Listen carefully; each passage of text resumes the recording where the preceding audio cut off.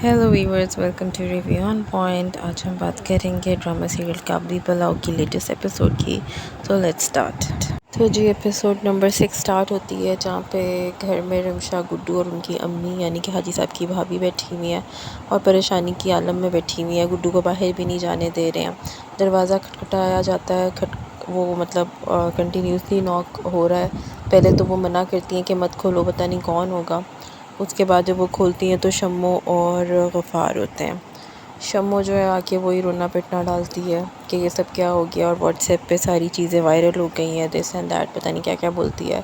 और ये सारा सिनेरियो जो है वो सड़क के खड़ा हुआ होता है गफ़ार, और वो सब कुछ देख रहा होता है कि क्या बातें हो रही हैं। अंदर अंदर बहुत ज़्यादा जेलस फील कर रहा है वो, क्योंकि उसकी तो नज़र थी परवीना पे और अब क्या हो गया।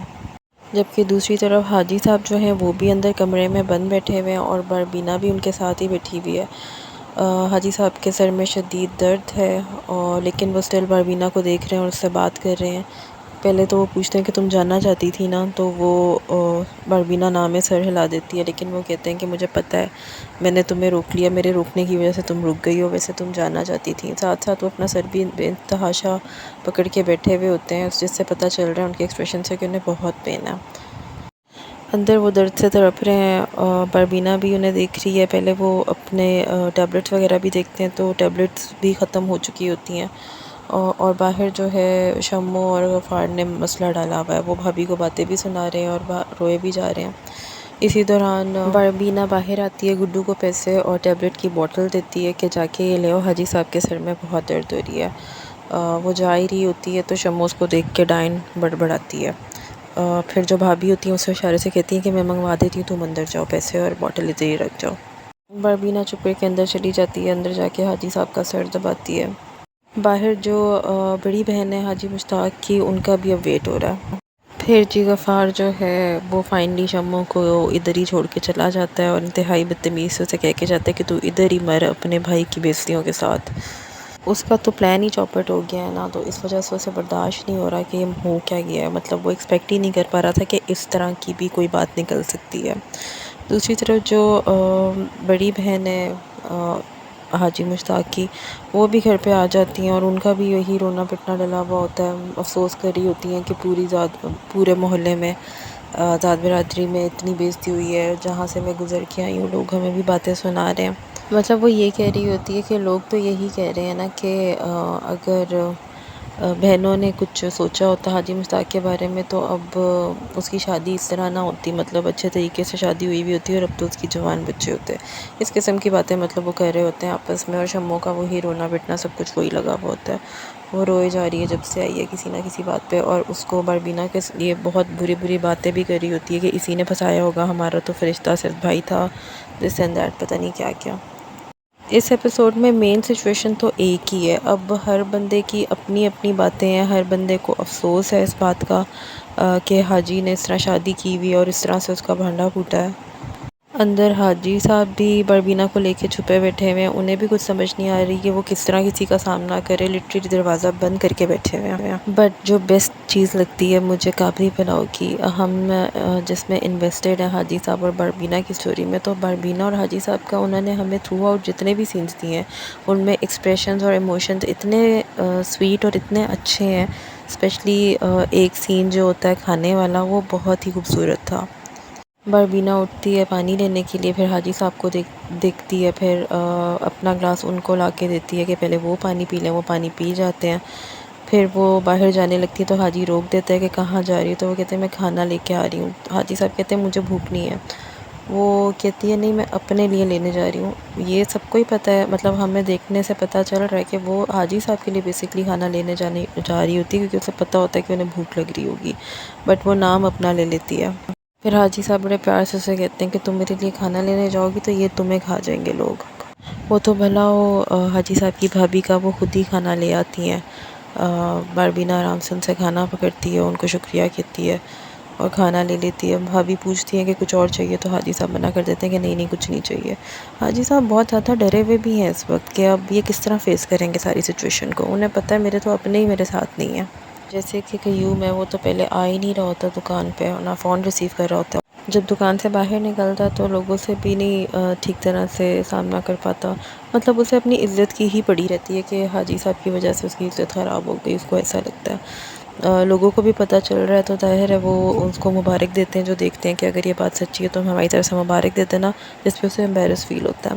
اینی ہاؤ یہ گھر پہنچتا ہے اور گھر آتے ہی ساتھ جو ہے نا اپنی بیگم کو سختی سے کہتا ہے کہ چلو ہم یہاں اس گھر میں نہیں رہیں گے، جلدی سے تم پیکنگ وغیرہ کر لو۔ اس کے اوپر اس کی بڑی بہن جو ہوتی ہے، جو کہ پہلی ایپیسوڈ سے ہمیں نظر آتا ہے کہ سنسیئر تو جو ہے وہ بڑی بہنی ہے، اس کو اچھی طرح اندازہ ہے کہ حاجی نے کتنی قربانیاں دی ہیں اس گھر کے لیے، بچوں کی طرح ان سب کو رکھا ہے اور اپنے آپ کو کتنا نگلیکٹ کیا ہے، اس کو اپنی زندگی کی کوئی پرواہ ہی نہیں ہوتی ان لوگوں کے آگے، کہ یوں بہت زیادہ آگے بھڑک رہا ہوتا ہے اور یہی بول رہا ہوتا ہے بار بار کہ یا تو حاجی صاحب رہیں گے اس گھر میں یا ہم رہیں گے، ایک ہی بندہ رہ سکتا ہے، اس کا یہی حل ہے۔ لیکن پھر بڑی بہن اور ان کا جو ہسبینڈ ہوتے ہیں، جو کہ کچھ سمجھدار اور سنسیئر لوگ نظر آ رہے ہوتے ہیں، وہ سمجھاتے ہیں کہ معاملے کا حل اس طرح نہیں نکلنا، ایک تیسرا حل بھی تو ہو سکتا ہے، اور اوبویسلی وہ یہی کہتی ہے کہ چلو اب ہونے والی بات تو ہو گئی، تو وہی یہی سجیشن دیتی ہیں بڑی بہن کہ ان کی اب سب کے سامنے ایک فنکشن رکھ دو تاکہ سب کو عزت سے پتہ چل جائے کہ حاجی نے شادی کر لی اور پروینہ کو وہ نکاح کر کے لے کے آیا۔ اس پہ پھر قیوم اور شمو بھڑک جاتے ہیں، شمو کا وہی رونا پٹنا ہوتا ہے کہ اچھا ٹھیک ہے ہم یہ سب کچھ کر لیں اور مزید بےزتی سہ لیں، سب کچھ جو ہے وہ آئی ہوئی لڑکی کے حوالے ہو جائے گا۔ مطلب سب کو یہی لگ رہا ہوتا ہے، شمو کو اسپیشلی،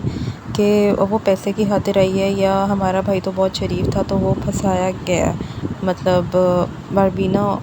نے پھنسایا ہے حاجی صاحب کو، اس طرح کا شمو کے دماغ میں ہوتا ہے سین۔ قیوم کو بھی یہی مسئلہ ہے کہ میں لوگوں کو منہ دکھانے کے قابل نہیں رہا، ایز اف جیسے حاجی صاحب نے خدا نہ خواستہ پتہ نہیں کون سا بڑا گناہ کر دیا شادی نہیں کی۔ مطلب یہاں پہ ابھی تک سب کا ایگریمنٹ ڈس ایگریمنٹ ہی چل رہا ہے، ایک بہن کہہ رہی ہے کہ ان کی شادی سب کے سامنے کروا دی جائے، مطلب فنکشن رکھ دیا جائے، دوسری طرف دونوں بہن بھائی راضی نہیں ہو رہے اس بات پہ۔ آگے چل کے ہمیں شمیم کا جو نادیہ افغان کا کریکٹر ہے، ان کا بھی سین ایک دکھائی دیا، جس میں وہ اداس بیٹھی ہوئی ہیں اور وہ جو الیاس ASI ہے، خبیث آدمی جس کی وجہ سے سارا گند گلا، وہ بھی آتا ہے اپنی ٹیچر کے پاس، مطلب وہ ٹیچر ہوتی ہے نا اس کی، کیا تو الیاس نے سب کچھ اپنا بدلہ لینے کے لیے، لیکن جو شمیم ہوتی ہیں انہوں نے اس ہائپ پہ جا کے سب کچھ نہیں کرنا ہوتا، وہ یہی تو کہتی ہے کہ میں نے اس کی بےزتی نہیں کرنی تھی، میں نے صرف ایک گلہ کرنا تھا اور تمہاری وجہ سے اس کی اتنی بدنامی ہو گئی ہے ہر جگہ پہ۔ اسی وجہ سے الیاس جو ہے وہ ٹیچر کے پاس آتا ہے اور مطلب شمیم کے پاس آتا ہے اور اسے سمپتی کرتا ہے کہ میں نے تو سب کچھ دیکھا ہوا ہے کہ آپ کس طرح مری جاتی تھیں حاجی کے اوپر، اس نے آپ کے ساتھ جو کیا وہ ٹھیک نہیں ہے۔ سارے سین کے اندر پھر شمیم اس کو مطلب بتا رہی ہے کہ بچپن سے ہماری کس طرح کی دوستی تھی اور میں کس طرح اس کا خیال رکھتی تھی، اور الیاس بھی بتا رہا ہوتا ہے کہ میں ہی تو جو ٹفن آپ بنا کے دیتی تھیں یا جو لسی پانی جو شاندار تک آپ اس کے لیے بھیجتی ہوتی تھی تو سب کچھ میں ہی تو لے کے جاتا تھا، تو میں تو یہ ان سب کا چشمدید گواہ ہوں کہ آپ نے کتنا مطلب اس آدمی کے لیے کیا، حق تو آپ کا ہی بنتا تھا۔ لیکن یہاں پہ جو ہے شمیم اس کو کلیئر کر دیتی ہے کہ وہ پیچھے ہٹ گیا تھا، مطلب دوستی سے نہیں، لیکن ان کا کوئی ایسا لو ریلیشن شپ نہیں تھا حاجی کی طرف سے، لو یہی کرتی تھی اس کے ساتھ،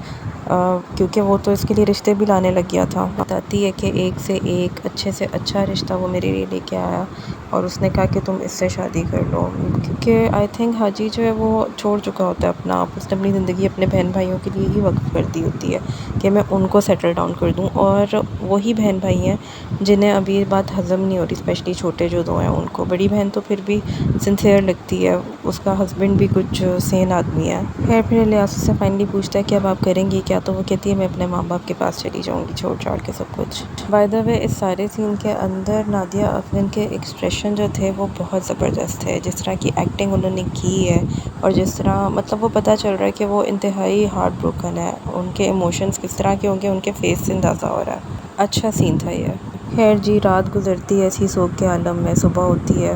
تو گھر والوں کو پتہ چلتا ہے کہ باربینہ اور حاجی صاحب تو گھر پہ ہیں ہی نہیں، جس کی وجہ سے گھر میں ایک ہلہ مچ جاتا ہے کہ کہاں گئے، اور جو حاجی صاحب کی بڑی بہن ہوتی ہیں وہ اتنا روتی ہیں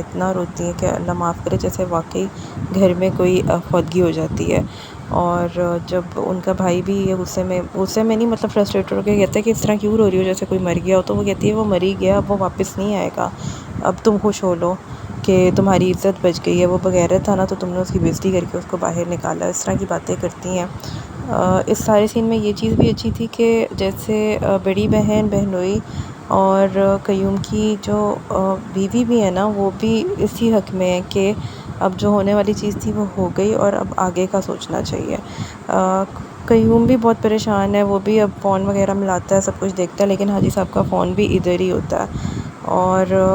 بس اس سین میں سارا زیادہ یہی تھا کہ جو بڑی بہن ہے وہ بہت زیادہ رو رہی ہوتی ہے اور چھوٹی بہن جو ہے وہ یہاں پہ اس کو سنبھال رہی ہے کہ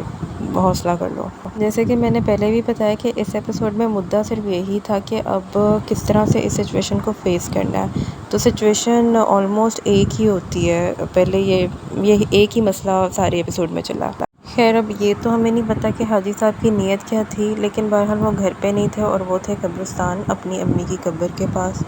جہاں پہ باربینا بیٹھ کے تلاوت کر رہی ہوتی ہے اور حاجی صاحب سن رہے ہوتے ہیں۔ پیچھے سے شمیم بھی آ جاتی ہے، اس کو بھی پتہ ہوتا ہے کہ مطلب یہاں پہ ہی حاجی ہوگا یا آتی ہوتی ہے، جیسے پہلے ہمیں پتہ چل چکا ہے کہ وہ یہاں پہ روز آتی ہے۔ تو وہ آ کے حاجی کو کہتی ہے کہ اس میں میرا قصور نہیں تھا، وہ معافی مانگتی ہے اور اسے اپنی پوری بات کلیئر کرتی ہے کہ ایسا وہ چاہتی نہیں تھی جیسا ہو گیا، اور حاجی صاحب اسے کلیئر کٹ کہہ کے اٹھ جاتے ہیں کہ میں شاید الیاس کو تو معاف کر دوں گا لیکن تمہیں میں کبھی معاف نہیں کروں گا۔ وہ اٹھ کے جا ہی رہے ہوتے ہیں تو سامنے سے وہ دیکھتے ہیں تو عائشہ اور اس کا ہسبینڈ آ جاتے ہیں۔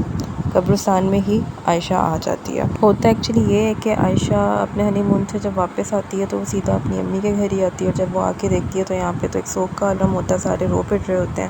وہ پوچھتی ہے کہ ابا جی کہاں ہیں، تو اس کو ساری سچویشن پتہ چلتی ہے کہ اچھا ہوا کیا ہے سارا سین۔ اور چونکہ وہ اتنی اٹیچ ہوتی ہے حاجی صاحب سے تو اسے یہ بھی پتہ ہوتا ہے کہ وہ گھر سے نکل کے کہاں گئے ہوں گے، تو اس لیے وہ قبرستان پہنچتی ہے اور